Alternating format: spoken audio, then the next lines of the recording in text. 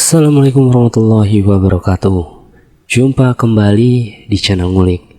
Pada kesempatan kali ini saya akan kembali lagi dengan membawakan cerita dari @cerita_arwah. Cerita ini berjudul Akibat Bersekutu dengan Iblis. Oh iya, sebelumnya Mimin meminta tolong nih, tolong bantu subscribe channel baru Mimin ini ya, supaya Mimin lebih semangat lagi untuk upload video di channel ini. Yuk, daripada kita lama-lama, langsung saja kita masuk ke dalam ceritanya. Bismillahirrahmanirrahim. Pagi itu Mama bangun dengan wajah yang terlihat panik dan ketakutan. Segera aku berikan segelas air untuk ia minum. Dan setelah Mama meneguk habis gelas air yang kuberikan, nampak kini wajah Mama mulai agak tenang. Belum sempat aku bertanya, Mama sudah terlebih dahulu menceritakan kembali jika semalam ia bermimpi buruk tentang mantan sahabatnya itu. Sel, kamu ingat kan Tante Dini yang udah meninggal itu? Semalam Mama dimimpiin dia loh. Naudzubillah min dzalik. Dia datang ke mimpi Mama dengan muka putih pucat seperti orang yang dibedakin tepung 1 kilo. Belum lagi kedua matanya putih semua tanpa ada bola matanya. Perawakannya persis menyerupai kuntilanak. Ya Allah ya Rob, tubuh Mama sampai gak bisa gerak. Ucapnya dengan agak menggebu-gebu. Oh, itu cuma mimpi biasa kali Mah, jawabku dengan singkat, lalu kemudian Mama menjawab ucapanku. Enggak, ini bukan sekedar mimpi biasa, karena Mama sudah sering kali dimimpiin dia. Gak cuma dimimpiin, bahkan sampai menampakkan diri dengan wujud yang sama persis seperti di mimpi Mama si Dini itu, Sel, jawab Mama sambil mengernyitkan matanya. Mama kemudian bercerita hal itu bermula ketika tahun 2021 kemarin Mama terkena COVID dan keadaannya kritis. Mama lalu dilarikan ke rumah sakit khusus penanganan COVID selama hampir 1 minggu lamanya ia di sana. Hari pertama Mama di rumah sakit, tubuhnya benar-benar lemas, sesak nafas, dan sekujur tubuh rasanya linu. Karena di rumah sakit tersebut penuh dengan pasien karantina COVID, petugas medis tidak rutin cek keadaan pasien seperti rumah sakit pada umumnya per beberapa jam sekali.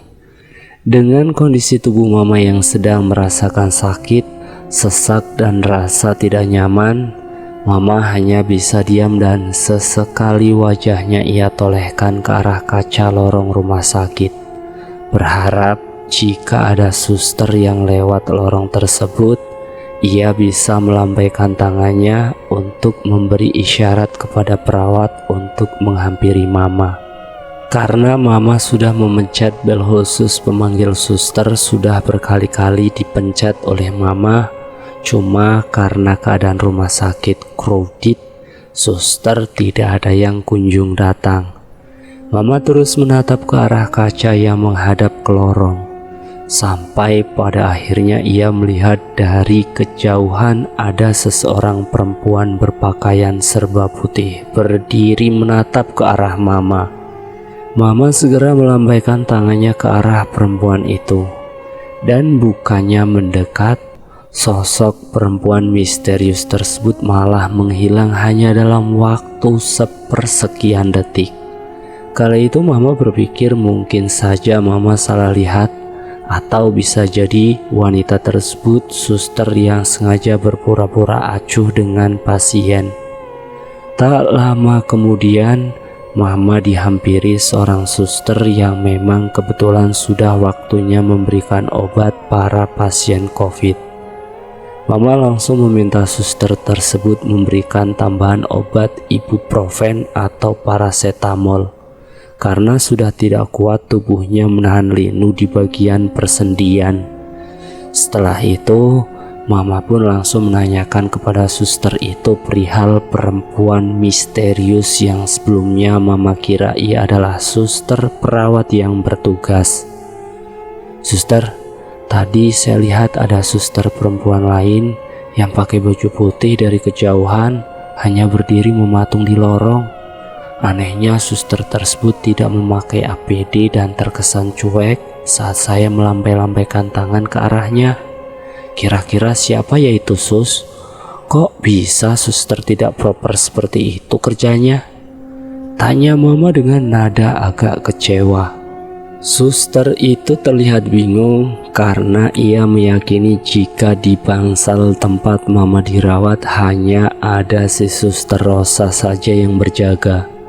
Bahkan si Suster Rosa menjelaskan ia sedang mengurusi 2-3 bangsal lain karena jumlah penderita COVID sewaktu itu sedang membludak dan jumlah perawat terbatas. "Saya yakin tidak ada suster lain selain saya di bangsal ini, Bu. Lagian tidak mungkin juga ada keluarga pasien yang datang, karena bangsal ini kan dibuat steril. Ibu salah lihat mungkin.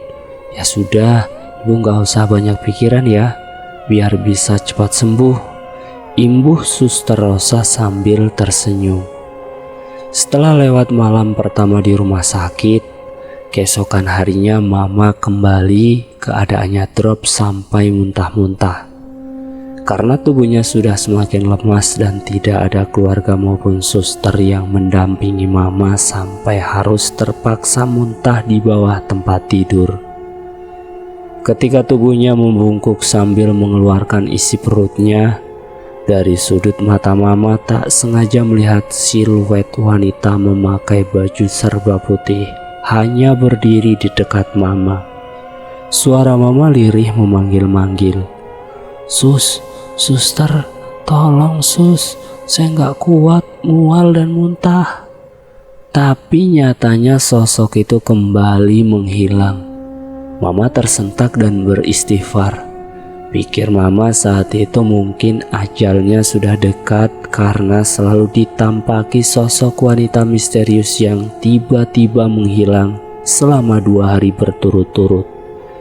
Saat Mama sedang tertidur, Mama kembali bermimpi didatangi sosok kuntilanak. Namun saat ada dalam mimpi wujudnya seperti tidak asing, karena Mama bisa melihat sosok itu dengan jelas. "Ya Allah, Dini," ucap Mama di dalam mimpi sambil ketakutan. Mama langsung membaca-baca ayat kursi dalam hati sampai sosok menyeramkan di depannya itu menghilang dan kemudian Mama terbangun dari tidurnya. Perasaan Mama kembali tak enak dan dari mulai saat itu Mama selalu diteror selama di rumah sakit berturut-turut sampai dengan keadaan Mama pulih. Waktu itu Mama mengaku tidak mau bercerita kepadaku tentang ketakutannya.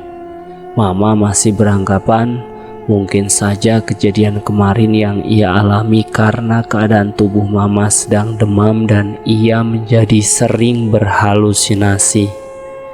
Singkat cerita, setelah Mama pulang ke rumah dan berobat jalan pasca terkena COVID, Mama sempat kembali drop. Mama kembali suhunya mencapai 39 derajat dan sesak nafas. Beruntung saat Mama pulang ke rumah, masih ada saudara yang ikut menemani dan membantu mengurusi Mama sehingga Mama masih bisa berobat jalan dan tidak sampai dibawa ke rumah sakit untuk kedua kalinya. Dalam masa-masa sulit itu, Mama sekali lagi ditampaki wujud wanita bergaun putih, berwajah pucat dan rambut acak-acakan yang kini sudah Mama kenali jika sosok itu adalah Dini, sahabat Mama yang sudah meninggal. Mama terkejut dan ketakutan bukan main. Kuntilanak itu hanya diam di atas lemari sambil mengayun-ayunkan kakinya dan menatap ke arah Mama yang sedang sakit. Mama hanya bisa berdoa dalam hati dan pasrah jika mungkin kali ini adalah ajalnya. Tapi untuk kesekian kalinya secara tiba-tiba sosok itu kembali menghilang lagi. Mama masih belum mau berkata jujur karena ia percaya jika yang dilihatnya barusan antara nyata dan tak nyata.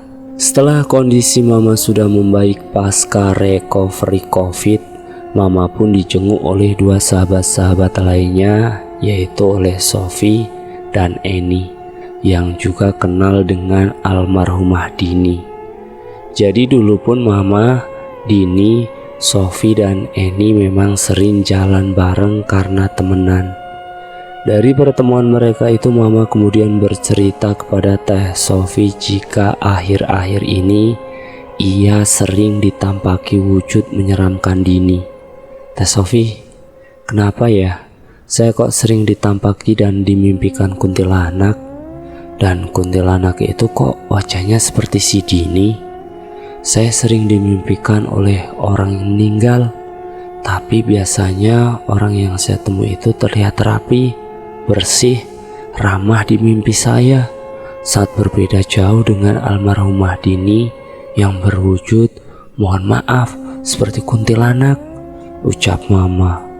Ih, Jeng Iis, masa Jeng Iis nggak tahu sih kalau Dini itu emang udah jadi kuntilanak? Saya pernah kok Jeng dimimpikan dan ditampaki juga, walaupun nggak sesering Teh Iis, saut Teh Eni teman Mama. Bener Is yang Eni bilang, Teh Sofi juga emang pernah juga sih dengar-dengar selentingan kabar kalau Dini itu jadi kuntilanak. Tapi yang dihantui biasanya yang memang pernah disakiti ataupun pernah ditipu uang oleh Dini. Ya kalau Teh Sofi, Neng Eni, sama Iis kan udah tahulah gimana kondisi keuangannya. Jadi selama berteman sama Dini, Teteh gak pernah sih ditipu masalah uang ataupun gimana. Lagian dulu Dini sama Teteh gak begitu dekat karena Teteh bukan orang yang berduit, sambung Teh Sofi. Iya, bisa jadi sih Teh. Dulu saya kan pernah hampir ketipu loh sama si Dini. Hampir aja surat rumah saya melayang. Mana udah mau dijaminkan ke bank sama si Dini lagi. Belum lagi si Dini sampai tega memfitnah saya sama Mas Beno kalau saya ini selingkuh. Emang kurang ajar tuh si Dini, jawab Neng Eni agak geram. Ya Allah Dini, kok manusia itu gak insaf-insaf sih, merusak rumah tangga orang dan mau menghancurkan kebahagiaan orang lain, timpal Mama. Dari percakapan itu kemudian Teh Sofi membuka suara mengenai riwayat Dini yang suka tipu menipu bahkan sampai tega menghancurkan keluarga teman-temannya. Kalian tahu Bu Sandra enggak? Itu pun gak kalah tragis nasibnya dibuat sengsara oleh Dini. Teh Sofi saksinya gimana Bu Sandra ini ditolimi sama Dini. Bahkan mungkin saja kejadian Dini menjadi kuntilanak setelah meninggal ada sangkut pautnya dengan Bu Sandra. Cerita Teh Sofi, saya kenal sama Bu Sandra tapi gak terlalu kenal karena gak terlalu deket Teh, jawab Mama sambil mencoba mengingat-ingat kembali tentang Bu Sandra. Oh iya tuh Jeng Iis, si Bu Sandra juga parah dihancurkan hidupnya sama si Dini, saut Neng Eni sambil menatap ke arah Teh Sofi. Mama dan Teh Eni kemudian mencecar Teh Sofi untuk menceritakan kejadian lain yang dilakukan oleh Dini. Sampai pada akhirnya Teh Sofi secara detail menceritakan ulang kejadian beberapa tahun silam. Setelah Dini menghancurkan hidup Mama habis-habisan, ternyata Dini ini masih belum insaf. Dini berteman dengan Bu Sandra, seorang pengusaha catering yang sukses. Pertemuan Bu Sandra dan Dini berawal dari perkenalan Bu Sandra yang mencari pensuplai makanan frozen food kepada Teh Sofi. Teh Sofi lalu mengenalkan Dini kepada Bu Sandra karena memang Dini mempunyai usaha agen frozen food dengan harga murah. Dari pertemanan itu sebenarnya Teh Sofi sudah mewanti-wanti Bu Sandra untuk tidak terlalu dekat bersahabat dengan Dini, karena Teh Sofi sudah tahu bagaimana sifat dan tabiat Dini aslinya yang sudah tega habis-habisan mengerjai Mama dan Neng Eni. Mungkin namanya juga ada pengaruh magis ilmu hitam Bu Sandra malah tidak mendengarkan ucapan Teh Sofi, malah berbalik memusuhi dan menjauhi Teh Sofi. Singkat cerita, setelah beberapa tahun tidak saling berkomunikasi, barulah Bu Sandra kembali datang ke rumah Teh Sofi menceritakan kembali perlakuan-perlakuan keji Dini. Bu Sandra menjelaskan jika ia kini sudah diceraikan oleh suaminya Pak Guntur. Itu semua karena Bu Sandra dijebak oleh Dini seolah Bu Sandra berselingkuh dengan Brondong. Sesudah perceraiannya itu, Pak Guntur mengusir Bu Sandra dari rumah dan Bu Sandra tidak membawa uang sepeser pun. Usaha catering yang dikelola Bu Sandra entah bagaimana jadi bisa dikelola oleh Dini. Tak hanya itu, anak satu-satunya Bu Sandra dibuat meninggal dengan cara yang tidak wajar hanya berselang 3 bulan dari perceraian Bu Sandra dan suaminya. Si anak perempuan awalnya melihat ada pecahan kaca, paku dan gulungan rambu di atas kasur dan tidak lama kemudian ia mengeluhkan di bagian dada dan kepala. Sang anak sudah dibawa berobat ke dokter berulang kali oleh ayahnya. Namun entah mengapa dokter mendiagnosis jika anak perempuannya yang berumur 20 tahun itu tidak mengalami sakit yang berarti. Sampai pada akhirnya sang anak ditemukan meninggal dengan mengeluarkan darah segar dari mulutnya. Kabar duka itu segera sampai di telinga Bu Sandra, dan ia benar-benar amat terpukul dengan kepergian anak sematawayangnya itu. Saat Bu Sandra menghadiri acara pemakaman anaknya, ia pun berpapasan dengan Pak Guntur yang kini nyatanya memadu kasih dengan Dini. Hal itu terlihat dari gestur tubuh Pak Guntur di atas pusara sang anak yang memeluk Dini dan juga sebaliknya. Tatapan Dini sinis melihat ke arah Bu Sandra dengan senyum jahatnya seolah puas dengan penderitaan Bu Sandra. Memang sebenarnya dari pihak Pak Guntur seolah merahasiakan penyebab kematian anak perempuannya itu. Dan hal lain yang membuat Bu Sandra seperti tersambar petir di siang bolong adalah saat ia mendapat kabar dari salah seorang ART yang bekerja di rumah Pak Guntur jika anak perempuannya itu meninggal tak lama saat menemukan 3 benda misterius di atas ranjangnya. Yang diduga itu adalah sebuah santet. Bu Sandra segera meminta si ART itu diam-diam menyelidiki apakah ini semua ada sangkut pautnya dengan Dini. Dan benar saja, tak perlu menunggu waktu lama, ART yang sudah mengabdi bertahun-tahun bekerja di tempat usaha catering Bu Sandra mendapat info kalau memang semua dalangnya adalah Dini. Dinilah yang menjebak Bu Sandra juga memfitnah Bu Sandra sampai ia diceraikan, mensabotase usaha cateringnya, merebut suaminya dan membunuh anak sematawayangnya dengan cara teluh. Dari rasa sakit hati itu Bu Sandra menghabiskan dari hari ke hari waktunya untuk mencari dukun sakti untuk membalas kejahatan Dini. Dari mulai wilayah pedalaman Banten sampai ujung Jawa Timur, Bu Sandra terus-menerus mengunjungi dukun untuk bisa meneluh Dini. Namun hasilnya masih nihil. Dini terlihat masih bugar dan bahagia memadu kasih dengan mantan suaminya. Hal tersebut membuat Bu Sandra agak terkena sakit mental karena suka berbicara sendiri, berteriak-teriak dan menangis secara tiba-tiba. Dalam keadaan terpuruk itu Bu Sandra dirawat oleh Teh Sofi, dan terkadang sesekali ia dicenguk oleh saudara-saudaranya dari kampung. Oleh karena demikian, Teh Sofi adalah satu-satunya teman sekaligus saksi hidup atas perlakuan keji dari Dini. Lambat laun keadaan tubuh Bu Sandra semakin memprihatinkan sekaligus keadaan mentalnya yang sudah mulai tidak mengenali orang.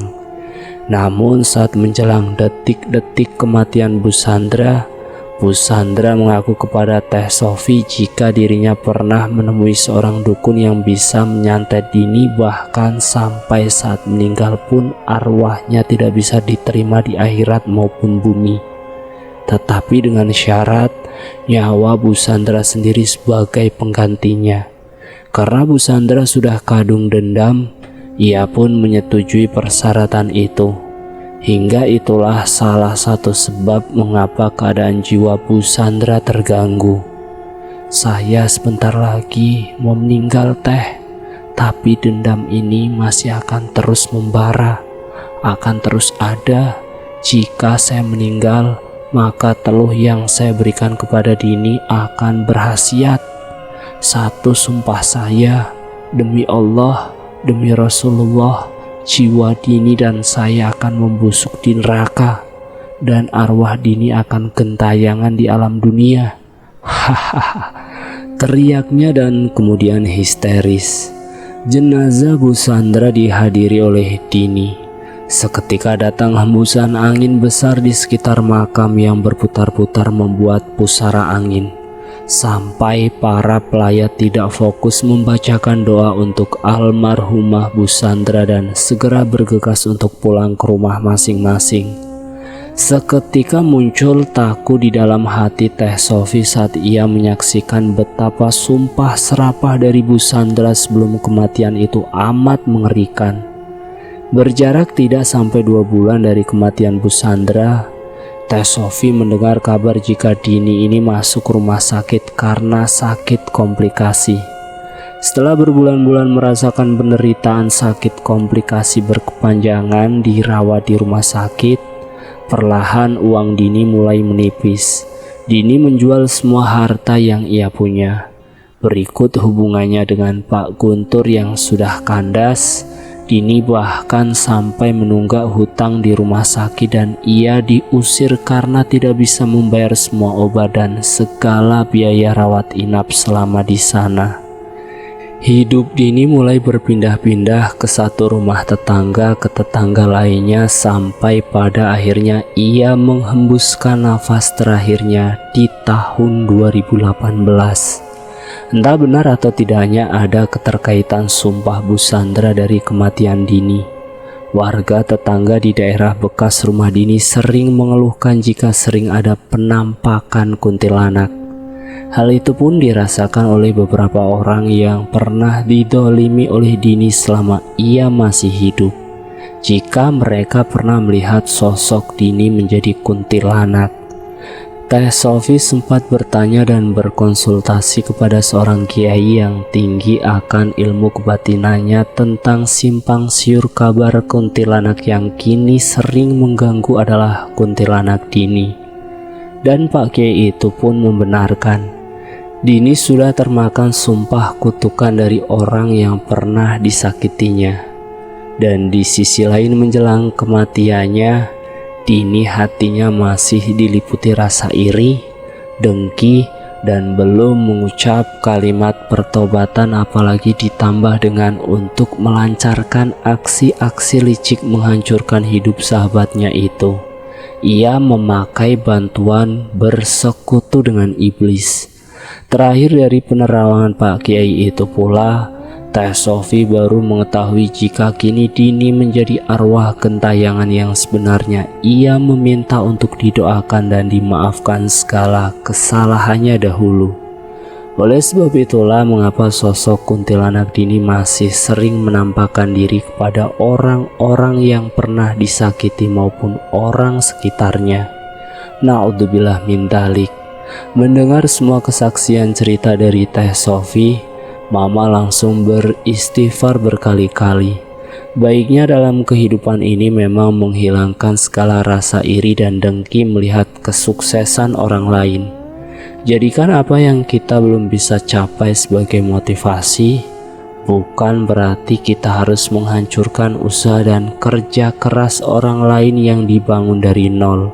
Mama langsung teringat akan kesalahan-kesalahan Dini dahulu kepada Mama. Dan Mama segera mendoakan agar beliau bisa berpulang dengan tenang dan Mama sudah memaafkan semua kesalahannya. Akhir cerita, kini kuntilanak itu masih ada dan sesekali menampakkan diri ke Mama walaupun sudah didoakan. Mama mencoba mengerti, mungkin arwah gentayangan itu masih belum bisa pergi karena ia masih dalam sumpah serapah Busandra dulu. Nah, itulah akhir dari cerita yang berjudul Kuntilanak Akibat Bersekutu dengan Iblis.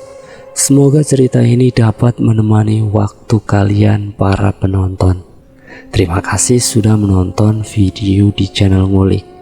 Jangan lupa tekan tombol like, share, dan komen. Tekan subscribe untuk mengikuti video kami selanjutnya ya. Assalamualaikum warahmatullahi wabarakatuh.